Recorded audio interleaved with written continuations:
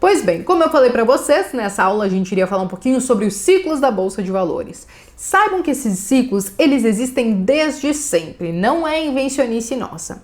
Desde quando a bolsa é bolsa, ou seja, desde 1967, desde a década de 60, na verdade, a bolsa teve vários ciclos, muitas vezes durando 6, 7, 8 anos, sejam ciclos de alta, sejam ciclos de baixa. E é justamente sobre isso que eu quero falar com vocês nesse momento. Tentar explicar um pouquinho por que isso acontece. E dizer que por mais que muitos achem que tem muito a ver com a política que a gente tem aqui no nosso Brasil, na verdade é claro que a política ela influencia na Bolsa de Valores, mas apenas no curto prazo, porque são pequenos ruídos. Como a gente é um país emergente e muito dependente de commodities, que eu já vou explicar o que é, nós dependemos justamente dos ciclos econômicos ou dos ciclos econômicos das commodities. Mas vamos entender um pouquinho melhor sobre o que são essas commodities, gente. O Brasil, então, como país emergente, como eu falei para vocês, nós exportamos muitos produtos. E os principais produtos que nós exportamos são materiais básicos, tá? Seja de milho, soja, açúcar, café, carne. Tudo isso que eu falei para vocês são commodities. E as commodities, elas são negociadas na Bolsa de Valores. Sabia disso? O preço de muitas commodities, como do ouro, como do dólar, por exemplo, que também são commodities, eles são diariamente negociados pelos investidores e o preço é formado justamente na Bolsa de Valores. Então, muitas vezes, quando você vê o preço do dólar disparando, saiba que tem investidores por trás de tudo isso, gerando esse movimento.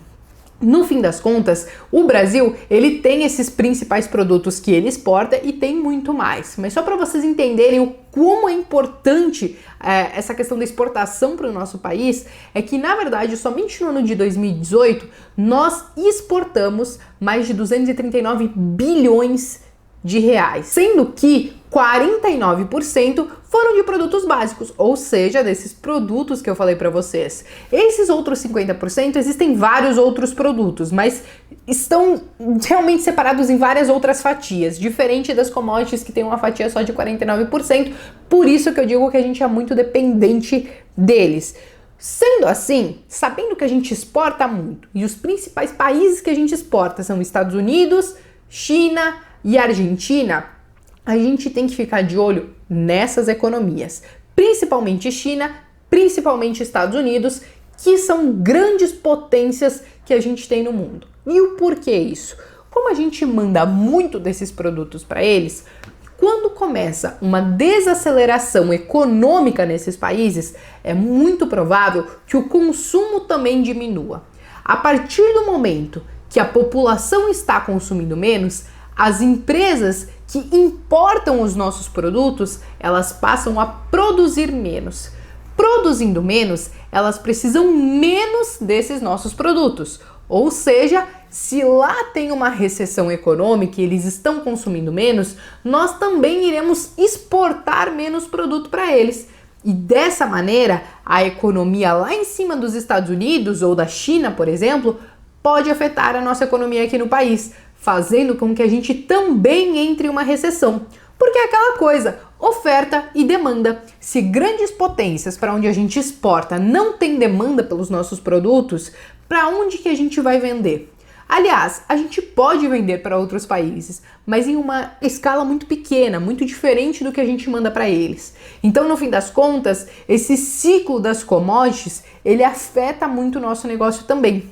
Afinal das contas, a tal da globalização acaba conectando várias potências e no fim das contas é isso que acontece aqui no Brasil. É importante você saber disso, porque esses ciclos das commodities, eles são realmente necessários, pelo menos nesse mundo capitalista que a gente vive hoje. Então, ora nós teremos ciclos bons da nossa economia, ciclos de bonança, de alta, e ora nós teremos ciclos de recessão, onde os investidores precisam ter um pouquinho mais de cautela. Só para vocês entenderem um pouquinho melhor, como a gente depende muito dessas commodities, eu resolvi trazer para vocês aqui um gráfico, onde eu tenho aqui o nosso índice Bovespa em dólar e onde eu também tenho o índice de commodities de Nova York. Por que eu resolvi trazer isso? Olhando essas linhas aqui, parece que elas andam muito juntas, não é mesmo? Quando a commodity sobe, a bolsa de valores sobe também. Quando a commodity desce, a bolsa de valores também desce nesse caso. E aí você deve estar perguntando, poxa, Bia, mas por que você está passando essa bolsa de valores em dólar, né? Ela dolarizada?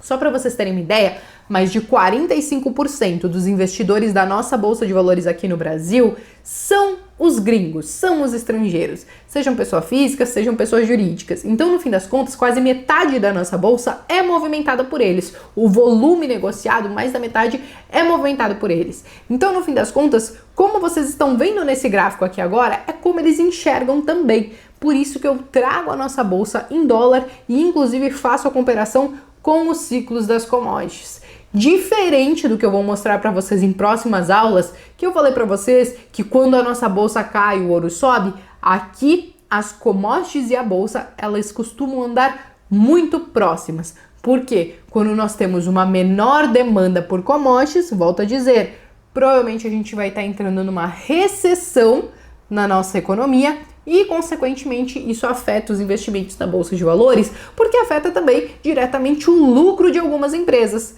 A partir do momento que você tem empresas, por exemplo, do setor industrial, que dependem de algumas commodities ou até mesmo que produzem algumas commodities para mandar para fora, se você não tem muita demanda, isso afeta a receita da empresa, que afeta o lucro líquido dela também. E por conta disso, a nossa bolsa de valores pode subir e cair por longos anos. Uma coisa bem importante para trazer para vocês é que nesses ciclos de baixa, que podem durar sim vários anos, porque, por exemplo, o último que a gente teve foi de 2011 até 2016, ou seja, foram quase 5 anos da nossa bolsa em queda. Não quer dizer que a gente vai parar de investir. Como eu falei para vocês na aula passada, talvez esse seja um momento onde com o mesmo dinheiro que a gente comprava a bolsa quando ela estava em alta, a gente vai conseguir comprar muito mais. E um outro ponto bem importante sobre esse ciclo das commodities e como eles afetam a nossa bolsa de valores. Muitos acham que talvez em breve a gente vai ver uma crise nos Estados Unidos. E realmente pode ser que aconteça, mas não tão breve como muitos imaginam. A questão é que, não necessariamente quando estoura alguma crise ou quando começa uma recessão lá, a gente é afetado diretamente aqui naquele exato momento. Muitas vezes isso leva um certo tempo, muitas vezes uma crise vai começar nos Estados Unidos, vai começar a refletir primeiro na China, por exemplo, e só depois vai respingar para os países emergentes, que é onde a gente se encontra. E tudo isso por conta da oferta e demanda que eu falei para vocês. Então, primeiro, a demanda pode ser afetada nos Estados Unidos, os primeiros países atingidos podem ser a China, que é a nossa segunda grande potência, e aí depois a gente vai sentir o impacto dessas crises nessas grandes potências. A gente já viu isso acontecer em anos anteriores. Muitas vezes tinha uma crise muito forte nos Estados Unidos, sendo que a gente estava aqui num período de alta da Bolsa de Valores.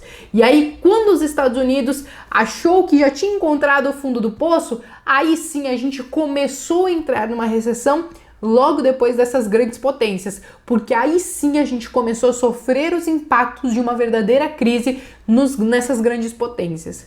De qualquer maneira, gente, essa foi a 4ª aula. Se você já me acompanha há mais tempo, inclusive no canal, você já deve até ter ouvido eu falar um pouquinho sobre esse tema. Mas realmente trazer e ilustrar assim para vocês, eu achei necessário, até mesmo para você entender mesmo quais são as atitudes que você terá que tomar dependendo do momento que você vai se encontrar no mercado. Se você acha que a gente está, por exemplo, num fim do ciclo de alta, que eu ainda acho que não, ainda acho que a gente terá algum tempo, alguns anos aí desse ciclo de alta, existem algumas características que a gente pode identificar. Por exemplo, aí eu vou listar tanto para baixa quanto para alta, tá? Quando a gente fala de um ciclo de alta, quando que a gente tenta identificar que talvez ele já está chegando ao seu fim? Primeiro, que nós veremos vários IPOs na Bolsa de Valores, que é quando as empresas querem abrir capital na Bolsa. E por mais que vocês achem que isso já está acontecendo bastante, calma, talvez vocês não tenham visto nada ainda, talvez seja só um aperitivo nesse momento.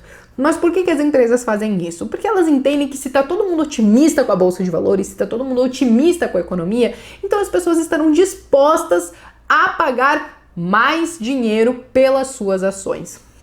Provavelmente, um fim do ciclo de alta será quando você vai ouvir várias pessoas que nunca tinham investido na Bolsa de Valores falando sobre Bolsa de Valores, querendo investir na Bolsa de Valores. Pessoas que talvez eram conservadoras ou pessoas que você nunca sequer ouviu falar de dinheiro, de cuidar do dinheiro.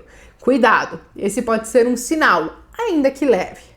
Outra coisa que geralmente acontece nesses ciclos é que no noticiário sempre tem aquelas notícias de bolsa bate recorde de alta. E por mais que a gente já tenha ouvido isso nesses últimos anos, eu ainda acho que a gente está um pouquinho além da metade do nosso ciclo. Basta a gente entender que a bolsa ela realmente começou a subir lá em 2016. E a gente, tá então há pelo menos 3, 4 anos subindo. Vamos considerar que um ciclo talvez possa ter 6, 7, 8 anos, então quer dizer que a gente ainda tem algum espaço pela frente. Não necessariamente que isso é uma regra, a gente só tá estudando alguns padrões passados e tentando replicar agora para o que a gente pode ver acontecer aqui na bolsa. A questão é que, quando a gente tiver uma economia andando muito bem, todo mundo muito feliz, entendendo que o país está prosperando muito, quando tiver muitas empresas fazendo IPO na Bolsa de Valores, quando nós tivermos muitas pessoas investindo, falando de Bolsa de Valores que a gente nunca nem tinha ouvido elas falarem, muita notícia falando que Bolsa de Valores é o melhor investimento do mundo, começa a entender que talvez a gente pode, pelos próximos meses ou pelos próximos anos, passar por um ciclo de baixa. O que não vai fazer você vender suas ações, volto a repetir, mas apenas para você estar preparado, até mesmo para se você quiser se expor um pouquinho mais naqueles ativos que eu falei para vocês, que poderiam servir como proteção da sua carteira, seja em ouro, seja em dólar. E também para estar preparado para realmente aproveitar as promoções da Bolsa de Valores e comprar mais ações com o mesmo dinheiro.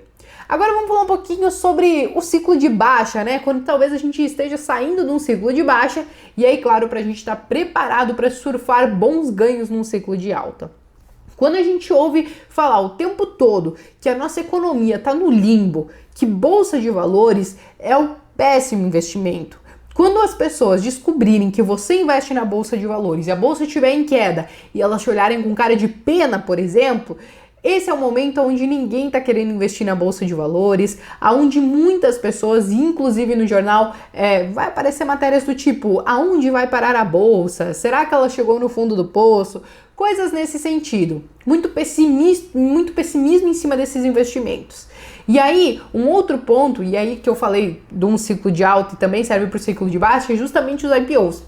As empresas não vão querer abrir o seu capital na Bolsa de Valores porque elas entendem que está todo mundo muito pessimista com a bolsa, ninguém quer investir nela nesse momento, e que se ela tentar abrir o seu capital nesse momento, as pessoas realmente não vão querer pagar porque elas acham que é muito arriscado você investir nesse momento. Ao contrário do que a gente já está aprendendo aqui, só nesse primeiro módulo, que a gente já entendeu que o mercado de queda ele é maravilhoso para a gente comprar mais de boas empresas, não é o que a maioria das pessoas que vêm para a Bolsa de Valores pensam. Na verdade, elas geralmente são totalmente pé trocado. Quando a bolsa está subindo, elas compram, e aí, no fim das contas, quando a bolsa está caindo, elas vendem. Sendo que, na verdade, elas poderiam simplesmente comprar todos os meses, e quando a bolsa está caindo, é quando a gente deveria ficar mais feliz quando a gente está na construção do patrimônio, porque quer dizer que a gente vai poder comprar mais e mais com preços bem descontados de boas empresas. E agora sim, gente, agora eu vou encerrar essa aula e aí a gente vai para o nosso segundo módulo, onde a gente vai realmente começar a falar sobre coisas técnicas da Bolsa de Valores. O que são ações, o que são fundos imobiliários, classificação de ações, várias coisas que são bem importantes que você como investidor tem que saber, ok? Anote todas as suas dúvidas, separe elas, que assim que você puder, você pode me enviar elas e com certeza eu vou te ajudar com o maior prazer.